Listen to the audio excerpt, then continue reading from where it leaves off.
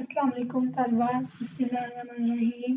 आज हम अपनी क्लास पॉलिसी को स्टार्ट करते हैं 1998 टू 2010। हमारे सिलेबस में लास्ट पॉलिसी है। इसमें जो था 1997 में जो मुस्लिम लीग की हुकूमत बरसे इक़्तिदार दोबारा आई तो वज़ीर आज़म नवाज शरीफ ने जो था दोबारा तालीम पॉलिसी को तश्कील देने का हुक्म दिया। और इस वक्त जो वज़ीर तालीम थे वो सैयद गौस अली शाह थे। उन्होंने मार्च 1998 में इस पॉलिसी के जो कदोखाल जो है वो बनाए या पेश किए, और उसको हम डिस्कस कर लेते हैं one by one. Number one थी इस्लामिक एजुकेशन। वही बात कि करार पाकिस्तान दो कौमी नस्ल और आईन पाकिस्तान की दफ़ा 13 के मुताबिक पहली दफ़ा ये तस्लीम किया गया कि पाकिस्तानी शहरी के लिए कुरान और सुन्नत के मुताबिक ज़िंदगी गुजारने के मौके फराहम करने की जो जिम्मेदारी हुकूमत पर आई होती है, तलबा की इसके मुताबिक तरबियत करना ज़रूरी है। इनकी हमने मुल्क जिस मकसद के लिए हासिल किया है, ये हुकूमत की जिम्मेदारी बनती है कि उन्होंने इसको लेकर जो है वो चलना है, स्टूडेंट्स को जो है इस काबिल बनाना है कि वो ये काम कर सकें। इस मकसद को हासिल करने के लिए कुरान की तालीम को तमाम सतहों और दर्जों में लाजमी करार दिया गया, और 6th क्लास से लेके 12th क्लास तक, सेकेंड ईयर तक जो था कुरान पाक माँ तर्जुमा पढ़ाने का प्रोग्राम बनाया गया। इनके प्लान किया गया 6 से 12th क्लास तक जो था वो कुरान मजीद को तर्जुमे के साथ थोड़ा थोड़ा करके निसाब का हिस्सा बनाया जाए। इस्लामी तालीमात के तरबियती program Pakistan administrative staff college, national institute of public administration staff colleges और आर्म फोर्सेस की अकेडमीज में भी शुरू करने का प्रोग्राम बनाया गया। लेकिन इन तमाम इदारों में भी प्लान किया गया कि कुरान पाक की तालीम को विद ट्रांसलेशन जो है वो निसाब का हिस्सा बनाया जाएगा। तय किया गया कि दीनी मदारिस को जदीद स्कूलों की तर्ज पर ढालने के लिए दीनी मदारिस के जारी करदा सर्टिफिकेट्स और डिग्रियों को तस्लीम करने के लिए हुकूमत की तरफ से मंजूरी देने का एहतमाम किया जाएगा कि जो हमारे दीनी मदारिस हैं उनको भी जदीद स्कूलों की तरह उनको भी आगे से आगे प्रोग्राम चलाया जाएगा, उनको भी सर्टिफिकेट्स और डिग्रियाँ दी जाएगी ताकि वो भी जॉब्स के लिए अहल हो सके। नेक्स्ट इसमें इब्तदाई तालीम, ये बात बैनुल-अक़वामी सतह पर तस्लीम हो चुकी थी कि तालीम हासिल करना हर शहरी का बुनियादी हक है, जो किसी भी क्राइटेरिया से या किसी भी लेवल पर रह रहा होता है, उसका बुनियादी हक है कि उसको इब्तदाई तालीम दी जा सके। मौजूदा पॉलिसी में इस बात को तस्लीम किया गया कि हर शहरी को तालीम के मौके मुहैया करना रियासत की, इदारे की या उस मुल्क की ज़िम्मेदारी बनती है। इस वक्त 71% बच्चे जो थे वो स्कूल में दाखिल होते हैं, जिनमें से 45% प्राइमरी स्कूल के दौरान स्कूल छोड़ जाते हैं। 2002 तक दाखिलों की शरह 90% करने का प्रोग्राम बनाया गया कि इब्तदाई तालीम तक बच्चों की जो एडमिशन रेशियो है वो 90% लाजमी होनी चाहिए। असातिज़ा की ट्रेनिंग के प्रोग्राम्स और मौजूदा निज़ाम की जो खराबी है, चाहे वो एग्जामिनेशंस में है, इब्तदाई तालीम में है, कहीं भी है, उनको भी दूर करने के लिए खुसूसी प्लान्स जो है ना वो तरतीब दिए गए। नेक्स्ट इसमें मस्जिद स्कूल जो सेम एंटर किया गया कि एलिमेंट्री एजुकेशन की मुकासद हासिल करने के लिए 45,000 नए स्कूल खोलने का प्रोग्राम बनाया गया, जिनमें से 20,000 स्कूल मसाजिद में खोलने का मंसूबा था, जिसमें से 45 में से 20,000 जो थे वो मसाजिद स्कूल खोलेंगे ताकि उनकी बिल्डिंग्स का या उनको इंफ्रास्ट्रक्चर कायम करने में मसला ना हो। और ये भी तय किया गया कि लाजमी जो मुफ्त एलिमेंट्री स्कूल जो है वो एजुकेशन का एक्ट जल्द असम्बली में पेश किया जाएगा। असम्बली में जल्द से जल्द जो है ना इस प्रॉब्लम को या इस सिचुएशन को एडिशन किया जाए, और खानगी में इजाफा के लिए जो है 82,000 गैर रस्मी स्कूल खोलने का मनसूबा बनाएगा। ये बात इसमें इस पॉलिसी में नहीं की गई कि खानगी के इजाफे के लिए या नाखानगी के खात्मे के लिए 82,000 गैर रस्मी स्कूल खोले जाएंगे। जो लोग डायरेक्ट जो है इंस्टीट्यूशन नहीं आ सकते, वो नॉन फॉर्मल एजुकेशन के जरिए भी अपनी तालीमी सिलसिले को चला सकते हैं। नेक्स्ट इसमें है ज़ाब्ता अखलाक। इस पॉलिसी में पहली बार ये ज़रूरत महसूस की गई कि असातिज़ा के लिए एक ज़ाब्ता अखलाक तश्कील दिया जाए और तालीमी बेहतरी के लिए इसे नाफिज किया जाए। इनके टीचर्स के लिए बाकायदा एक प्लान हो, उनकी ट्रेनिंग के लिए, उनके पे स्केल के लिए, उनकी रिवाइज के लिए, उनकी बेहतरी के लिए जो है ना वो बाकायदा एक इंफ्रास्ट्रक्चर बनाया जाए ताकि वो अपने लिए बेटरमेंट देखेंगे तो एजुकेशन सिस्टम और बेहतरी का में नज़र आएगा।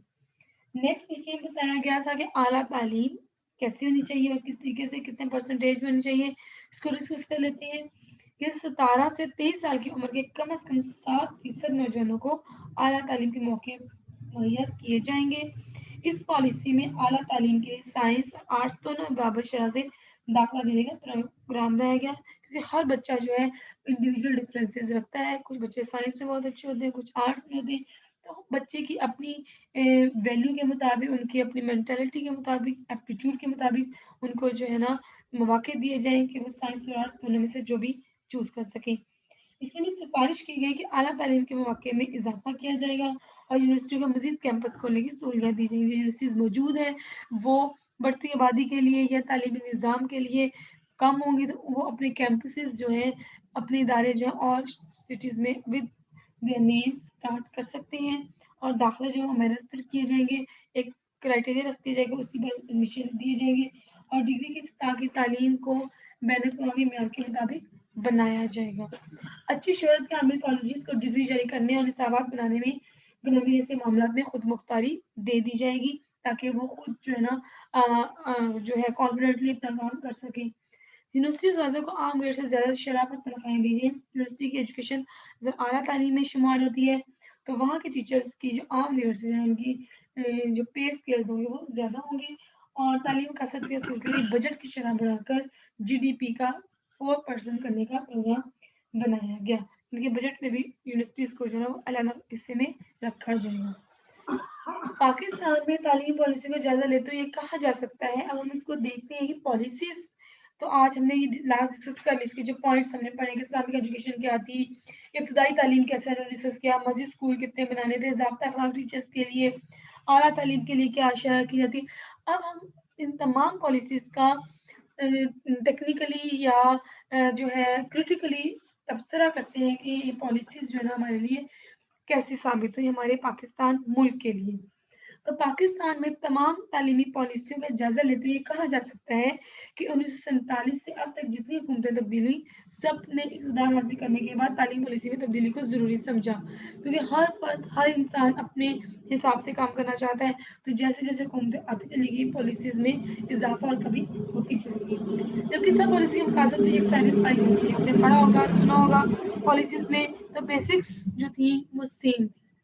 حقیقت یہ کہ تعلیمی پالیسی قومی پالیسی ہوتی ہے اور اسے حکومت بدلنے کے ساتھ تبدیل نہیں ہونا چاہیے، کیونکہ حکومتیں بھی اس حساب سے ہی چلتی ہیں جس حساب سے پاکستان کا ایک بیسک قانون ہوتا ہے۔ اس قانون میں تبدیلی حکومتیں تبدیل نہیں کر سکتی، بے شک حکومتیں تبدیل ہوں چاہے نہ ہوں، تو اس لیے ان کو تبدیل نہیں ہونا چاہیے تھا بیسکس کو۔ تعلیم پالیسی کے مقاصد کے حصول کے لیے لمبی مدت کی سرمایہ کاری بہت ضروری ہوتی ہے۔ اس میں کوئی شک نہیں کہ پاکستان میں تعلیم پالیسی کے مقاصد کے حصول کے لیے اچھے طرح کے منصوبے بھی بنائے گئے، لیکن ان منصوبوں پر ٹائم پر مکمل جو تھا وہ عمل درآمد نہ ہو سکا، اس لیے آج تک تعلیم مقاصد کا حصول ممکن نہ ہوا۔ تو اس میں جو تھا تمام تعلیم پالیسی پاکستان کی نظریاتی اساس اور خاندانی اصول کو بنیادی اہمیت دی گئی ہے، جیسے کہا گیا کہ بیسکس جو ہے پاکستان کے لیے جو ہے نظریاتی اساس اور خواندگی کے اصول اور جو ہمارا بیسک پاکستان کا نظریہ اسلامک نظریہ وہ ہماری تمام پالیسیوں میں ایڈیشن رہا ہے، لیکن کسی بھی حکومت نے اس کو سیم نیم نہیں دیا۔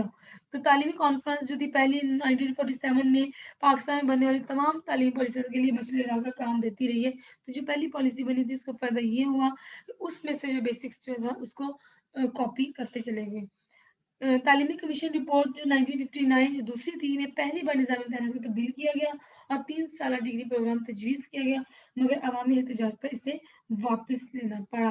اس میں جو تھا امتحانات کو تبدیل کرنے کی کوشش کی گئی، 3 سالہ ڈگری پروگرام بھی ہوا، لیکن عوام نے جو دوبارہ اس کو پسند نہیں کیا اور وہ واپس اپنی جگہ پر آ گیا۔